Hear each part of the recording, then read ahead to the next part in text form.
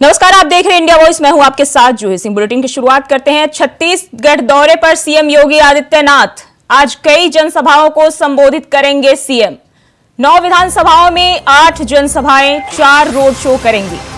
थोड़ी देर में अंतागढ़ में जनसभा करेंगे सीएम योगी।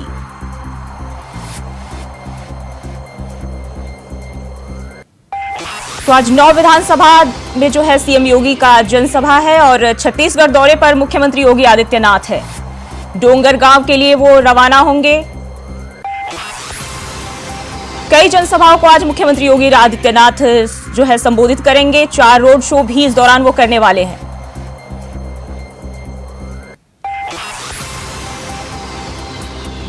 थोड़ी देर में अंतागढ़ में जनसभा को संबोधित करेंगे। उनका कार्यक्रम 12 बजे के बाद जो है वो बताया जा रहा है। लगभग 12:10 पर वह रवाना होंगे यहां से।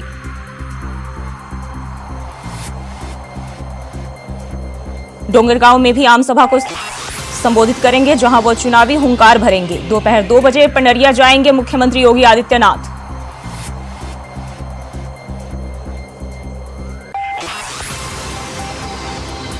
तो आज मुख्यमंत्री योगी आदित्यनाथ का छत्तीसगढ़ दौरा है और इस दौरान वो कई सारे जनसभाओं को संबोधित करेंगे।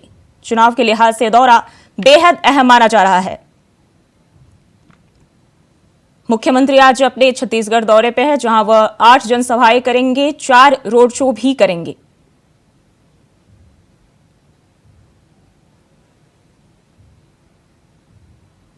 दोपहर 12:10 पर वह डोंगरगांव के लिए रवाना होंगे। छत्तीसगढ़ दौरे पर मुख्यमंत्री योगी आदित्यनाथ है। यूपी के मुख्यमंत्री योगी आदित्यनाथ का जो छत्तीसगढ़ दौरा है, जहां वह आम सभा को संबोधित करेंगे।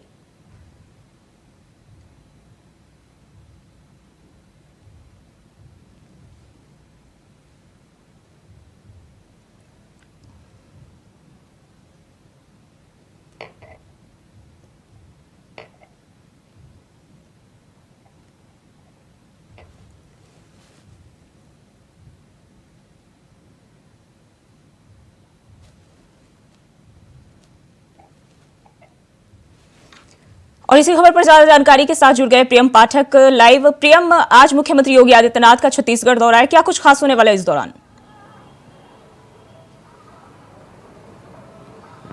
बिल्कुल जूही, देखिए सीएम योगी आदित्यनाथ का 2 दिवसीय छत्तीसगढ़ का दौरा है। आज वो वहां पर पहुंच रहे हैं और वहां पर पहुंचकर उनकी ताबड़तोड़ जो रैलियां हैं वो देखने को मिलेंगी। बतौर स्टार प्रचारक के तौर पर उनको बीजेपी की तरफ से वहां पर चुनाव में प्रचार प्रसार के लिए भेजा गया है और वहां पर वो 6 जनसभाओं को संबोधित करते हुए नजर आएंगे। और इसके अलावा जो नक्सल प्रभावित जिले हैं वहां पर भी सीएम योगी आदित्यनाथ की जो है वो जनसभाएं जो हैं वो होंगी। और कहीं ना कहीं बीजेपी जानती है कि जिस तरीके से योगी आदित्यनाथ की छवि पूरे राष्ट्रीय स्तर पर पहुंची है, तो उसका वो कहीं ना कहीं छत्तीसगढ़ के चुनाव में भी फायदा लेना चाहती है। और इसीलिए उन्होंने बतौर स्टार प्रचारक के तौर पर योगी आदित्यनाथ को भी वहां पर भेजा है कि वो जाए और वहां पर जो प्रत्याशी हैं उनके पक्ष में माहौल बनाए। वहां पर उनकी जनसभाएं होंगी। जनसभाओं में देखना होगा किस तरीके से वो किन किन मुद्दों को उठाते हैं। वहां पर विशेष तौर पर केंद्र सरकार की जो योजनाएं रही हैं उनको वो वहां पर जो है वो गिनाते हुए नजर आएंगे। फायर ब्रांड हिंदुत्व छवि वाले नेता के तौर पर योगी आदित्यनाथ की छवि है और उसका कहीं ना कहीं बीजेपी हर चुनाव में फायदा लेती हुई नजर आई है और उसका कहीं ना कहीं फायदा उसको मिला भी है। चाहे पिछले आप किसी भी राज्य में जो विधानसभा के चुनाव हुए उनको अगर आप देखें, चाहे वो महाराष्ट्र हो, चाहे वो पश्चिम बंगाल हो या फिर अन्य राज्यों की बात करें बिहार रहा हो, सभी जगह पर जहां पर भी विधानसभा के चुनाव आते हैं वहां पर बतौर स्टार प्रचारक के तौर पर अब योगी आदित्यनाथ को भी भेजा जाता है। और जिन जिन सीटों पर जाकर, जिन जिन विधानसभा क्षेत्रों में जाकर वो प्रचार प्रसार करते हैं वहां पर पार्टी के प्रत्याशी को बड़े कह सकते हैं फायदे भी देखने को मिले हैं और जो चुनावी नतीजे हैं उनमें साफ तौर पर फायदा देखने को मिला है। और कहीं ना कहीं अब उन्हीं को देखते हुए छत्तीसगढ़ के भी विधानसभा चुनाव में बीजेपी चाहती है कि उसको योगी आदित्यनाथ की छवि का फायदा मिले। जिस तरीके से यूपी के अंदर उन्होंने अपने आप को स्टैब्लिश किया है, एक बार मुख्यमंत्री होते हुए दोबारा वो मुख्यमंत्री बने और ये अपने आप में यूपी में पहली बार हुआ था कि जब किसी पार्टी की सरकार लगातार रिपीट हुई है और कोई लगातार दूसरी बार मुख्यमंत्री बना है, तो वो कहीं ना कहीं उसका फायदा जो है वो छत्तीसगढ़ में किस तरीके से ले सकती है। और योगी आदित्यनाथ भी जानते हैं कि वहां पर जाकर उनको किस तरीके से अपने भाषण को रखना है, कौन से वो पॉइंट्स हैं, कौन से मुद्दे हैं जिनको वहां पर उठाना है, जिसका साफ तौर पर बीजेपी को फायदा मिल सकता है। तो वो कहीं ना कहीं करते हुए नजर आएंगे और अब से महज कुछ देर में ही कह सकते हैं योगी आदित्यनाथ की जो जनसभा है वो शुरू होगी। ताबड़तोड़ रैलियां जो हैं वो उनकी आज कल दोनों दिन जो है वो आपको देखने को मिलेगी। तीन रैलियां जो हैं वो दोनों दिन जनसभाएं जो हैं वो रखी गई हुई हैं और वहां पर वो पार्टी के जो प्रत्याशी उनके पक्ष में माहौल बनाते हुए नजर आएंगे। जी बहुत बहुत शुक्रिया तमाम जानकारी के लिए। तो ये थे प्रेम पाठक जिन्होंने छत्तीसगढ़ दौरे पर जो है मुख्यमंत्री योगी आदित्यनाथ है और उनसे जुड़ी तमाम खबरें आपके साथ साझा की।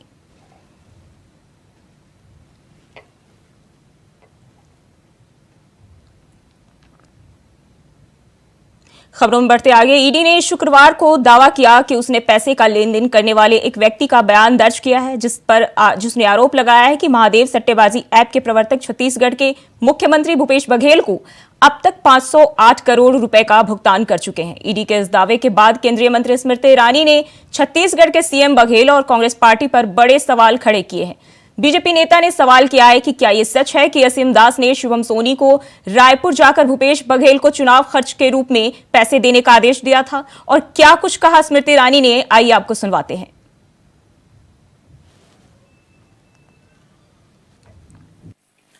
असीम दास नामक एक व्यक्ति से 5 करोड़ 30 लाख से ज्यादा पैसा बरामद हुआ है। मैं आज आपके माध्यम से कुछ प्रश्न पूछना चाहती हूं।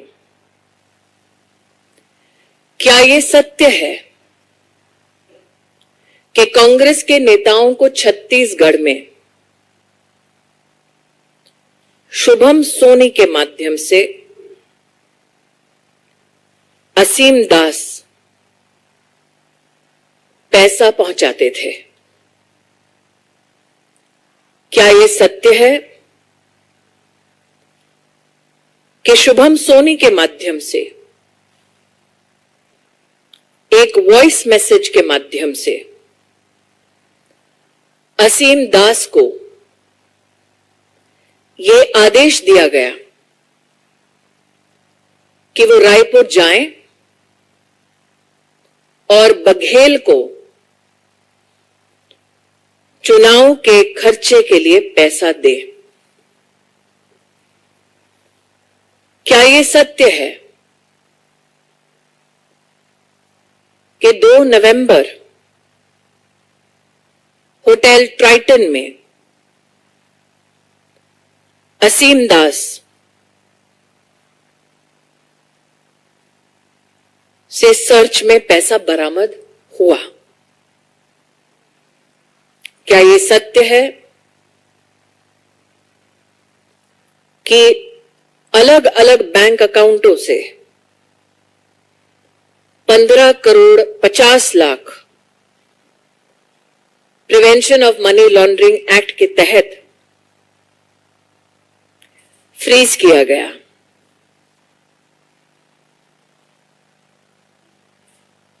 ये सारे प्रश्न आज मैं भूपेश बघेल जी से और कांग्रेस के नेतृत्व से कर रही हूं। असीम दास ने अपने स्टेटमेंट में यह कबूल किया है कि वो दुबई से आदेश अनुसार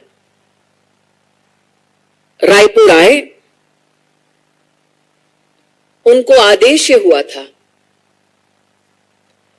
कि कांग्रेस के चुनाव के खर्चे के लिए पैसा दिया जाए। असीम दास ने यह कबूल किया कि यह पैसा महादेव ऐप के इलीगल बेटिंग ऑपरेशंस का पैसा है।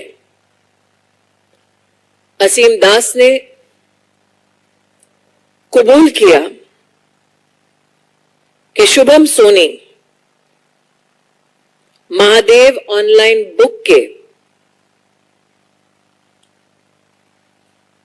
टॉप लेवल मैनेजमेंट में शामिल हैं। ये तथ्य चौंका देने वाला है कि जिस शुभम सोनी के बारे में असीम दास ने स्टेटमेंट दिया है, एविडेंस ये माना जाता है कि इन्वेस्टिगेशन एजेंसीज के पास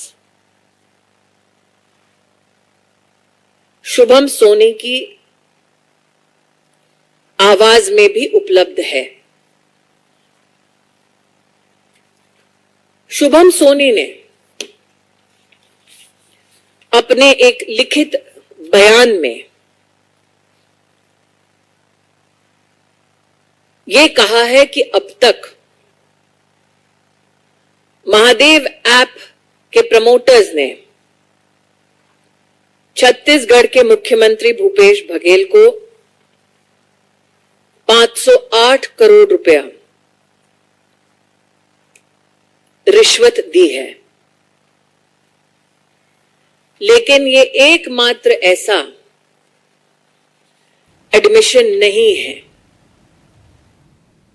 और रुकते हैं एक छोटे से ब्रेक के लिए। खबरें लगातार जारी है। ब्रेक के बाद स्वागत है आपका और सीधे चलते हैं दुर्ग, जहां प्रधानमंत्री नरेंद्र मोदी लाइव आ रहे हैं। उनके क्या संबंध है, जानना चाहिए नहीं जानना चाहिए भाई? जानना चाहिए नहीं जानना चाहिए? कुछ तो होगा ना।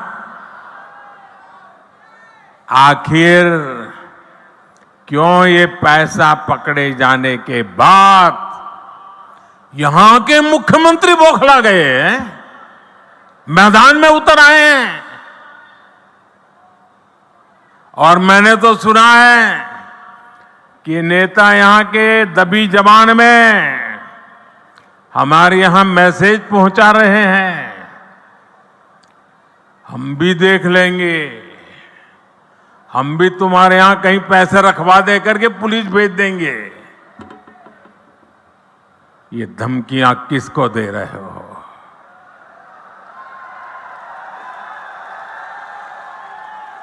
ये किसको डरा रहे हो?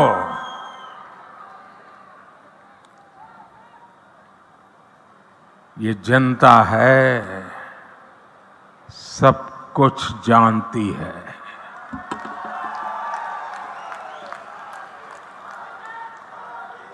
मोदी को तो ये कांग्रेसी दिन रात गालियां देते हैं। हर दिन मैं 2-2.5 किलो गालियां खाता हूं, लेकिन यहां के मुख्यमंत्री अब देश की जांच एजेंसियां, देश के सुरक्षा बल, उनको भी गाली देने लगे हैं। इन साथियों पर भी अनाप शनाप आरोप लगा रहे हैं। लेकिन मैं छत्तीसगढ़ के अपने भाइयों और बहनों को कहूंगा, ये मोदी है, गालियों से डरता नहीं है। भ्रष्टाचारियों का हिसाब करने के लिए ही तो आपने मोदी को दिल्ली भेजा है।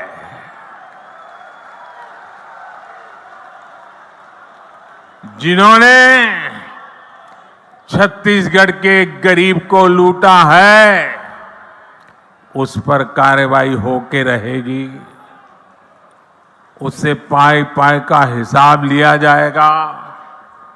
मेरे परिवारजनों, छत्तीसगढ़ की भ्रष्ट सरकार ने एक के बाद एक घोटाले करके आपका विश्वास तोड़ा है, छत्तीसगढ़ महतारी का अपमान किया है। पीएससी घोटाले और महादेव ऐप घोटाला तो चर्चा में है ही। कांग्रेस सरकार के रिपोर्ट कार्ड में घोटालों की कमी नहीं है। अगर मैं भी बोलने जाऊंगा हर घोटाले की वर्णन, तो शायद मेरा अगला कार्यक्रम लेट हो जाएगा। 2000 करोड़ रुपए का शराब घोटाला, 500 करोड़ रुपए का सीमेंट घोटाला, याद है ना? आपको याद है कि भूल गए हो? 5,000 करोड़ रुपए का चावल घोटाला, 1,300 करोड़ रुपए का गोठान घोटाला, 700 करोड़ रुपए का डीएमएफ घोटाला, 500 करोड़ रुपए का चावल कस्टम मिलिंग घोटाला, सैकड़ों करोड़ रुपए का कोरोना के सेस का घोटाला। छत्तीसगढ़ को लूटने का कांग्रेस ने कोई भी मौका नहीं छोड़ा है। मैं फिर आपको विश्वास दिलाता हूं, राज्य में भाजपा सरकार बनने के बाद ऐसे घोटालों की सख्ती से जांच की जाएगी। आपका पैसा लूटने वालों को जेल भेजा जाएगा। साथियों, कांग्रेस ने गरीब को धोखे के सिवाय कभी कुछ नहीं दिया है। हमारे देश का गरीब गरीबी हटाओ के नारे सुन सुनकर सामाजिक न्याय की थोथी बातें सुन सुनकर थक चुका था और इस वायदे के नाम पर कांग्रेस द्वारा साल दर साल, पीढ़ी दर पीढ़ी देश के गरीबों का भावनात्मक शोषण करते रहे। हर गरीब सोचता था कि कम से कम मेरा बच्चा तो गरीब नहीं रहेगा, लेकिन कांग्रेस के झूठे वायदों ने हमेशा उसे और उसके बच्चों को गरीब बनाकर के ही रखा। इसलिए भारत का गरीब आत्मविश्वास खो रहा था, निराशा के ढेर में दबा जा रहा था। कांग्रेस का सारा खेल सिर्फ और सिर्फ अपने परिवार के लिए और धन्ना सेठों के लिए है। गरीब उसके लिए सिर्फ और सिर्फ एक वोट है। इसलिए कांग्रेस गरीब की कभी कद्र नहीं करती। उसे गरीब का दुख दर्द कभी समझ नहीं आता और इसलिए जब तक कांग्रेस केंद्र सरकार में रही, वो गरीबों के हक का पैसा लूटकर खाती रही, अपने नेताओं की तिजोरी में भरती रही। मेरे भाइयों और बहनों, 2014 में सरकार में आने के बाद आपके इस बेटे ने गरीब कल्याण को अपनी सबसे बड़ी प्राथमिकता बनाया। हमने अपने गरीब भाई बहनों में ये विश्वास पैदा किया कि उनकी गरीबी दूर हो सकती है। वो जो गरीबी में जिंदगी जिए हैं, उनके बच्चों के नसीब में वो गरीबी नहीं रहनी चाहिए। हमने ऐसी ऐसी नीतियां बनाई कि हर गरीब अपनी गरीबी का, उस गरीबी को खात्मा करने का, उस गरीबी को पराजित करने का सबसे बड़ा सिपाही बन करके मोदी का साथी बन गया। भाजपा सरकार ने बहुत धैर्य से काम किया, बहुत ईमानदारी से काम किया। मोदी के लिए देश की सबसे बड़ी जाति एक ही जाति है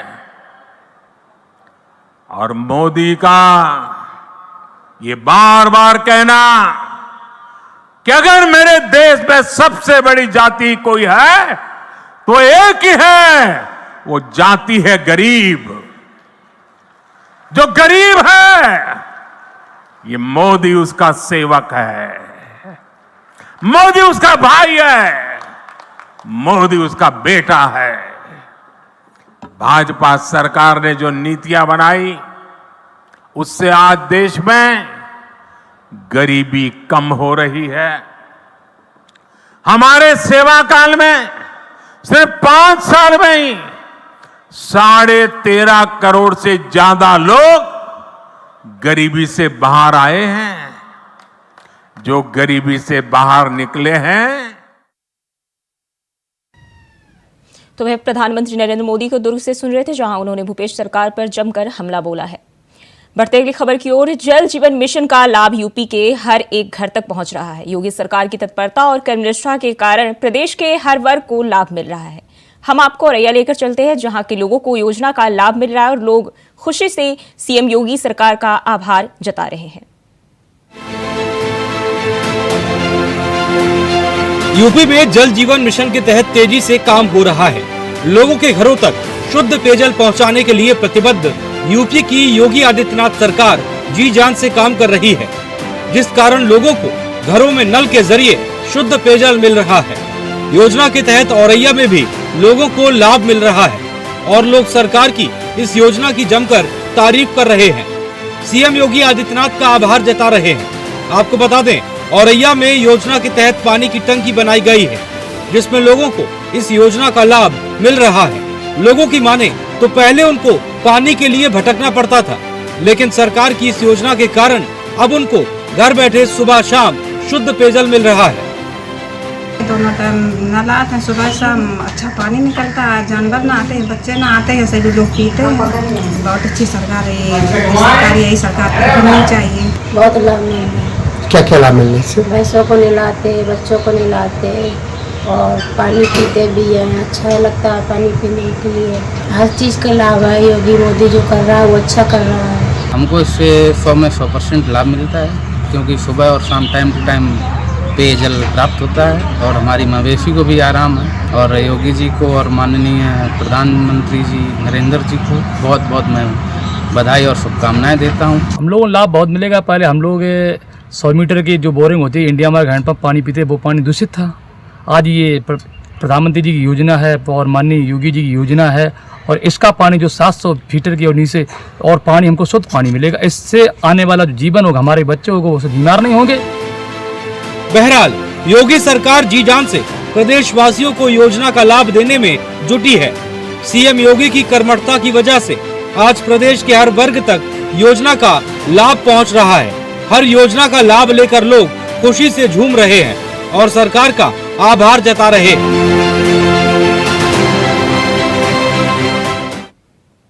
और फिलहाल के लिए बुलेटिन में बस इतना ही। खबरों के लिए बने रहिए इंडिया वॉइस के साथ।